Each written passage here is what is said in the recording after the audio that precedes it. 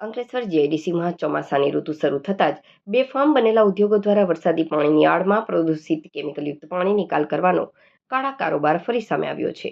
GIDC સ્થિત C pumping station નજીકથી ફીણયુક્ત અને દુર્ગંધ મારતું કેમિકલયુક્ત પાણી ઓવરફ્લો થઈને સીધું અમરાવતી ખાડી તરફ વહી રહ્યું હોવાના દ્રશ્યો સામે આવતા ભારે અફરાતફરી મચી ગઈ છે.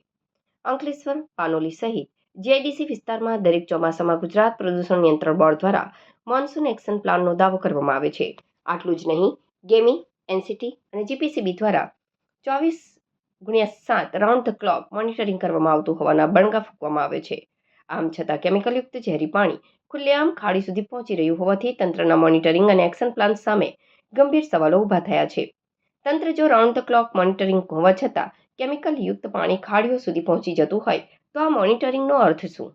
અંકલેશ્વરને જો ખરેખર ક્રિટિકલ પોલ્યુટેડ ઝોનના કલંકમાંથી બહાર લાવવું હોય તો કાગળ પરના પ્લાન નહીં પણ ધરાતલ પર કડક અમલીકરણ જરૂરી છે.